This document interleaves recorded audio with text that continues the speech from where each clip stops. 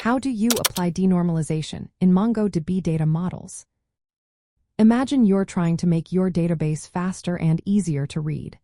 Sometimes, copying data instead of linking it can really help. That's what denormalization is all about.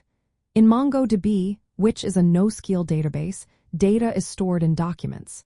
These documents are like mini data packages that hold related information together. Instead of splitting data into many small pieces and linking them with references, denormalization means putting related data inside one document.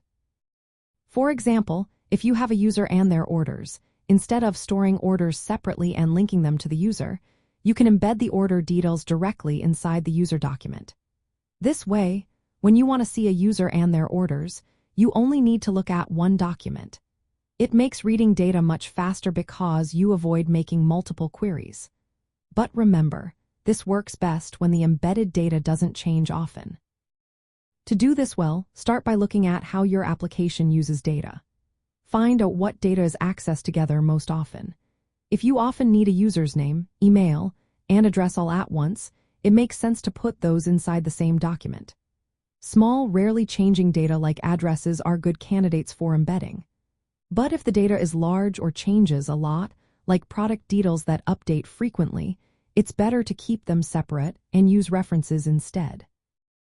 When embedding data, keep the size of your documents in mind. MongoDB has a limit of 16 megabytes per document. If your embedded data gets too big, you risk hitting that limit. Also, think about how often data updates. If you embed data that changes often, you will need to update many documents, which can slow things down. Sometimes, it's better to duplicate only the most stable parts of the data. Using references with some redundancy can be helpful too. For example, you might store the product name inside an order document, even if the product details are stored elsewhere. This way, you avoid joining data across multiple documents while still keeping updates manageable. Always keep an eye on your data size and indexes. Proper indexes on your denormalized fields help keep queries quick. Balancing read and write performance is key. Denormalization speeds up reads but can make writes more complex because you need to update multiple places. Review your schema regularly as your application grows. If you notice that certain data is accessed together often, consider embedding it. If data changes frequently, think about referencing. The goal is to make data retrieval fast and simple without creating too much redundancy or complexity. For example, in an online shopping app, embedding product name and price inside an order makes it easy to display order summaries instantly. But if product prices change often, you might just store the product ID and keep the name and price as separate, stable fields. This way, you get quick access without constantly updating every order.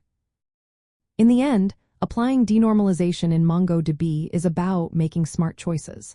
Embed data when it's small, stable, and accessed together. Use references for large or frequently changing data. Keep your documents within size limits and think about how your application reads and writes data. This approach helps you build a backend that's faster, simpler, and more efficient for your needs.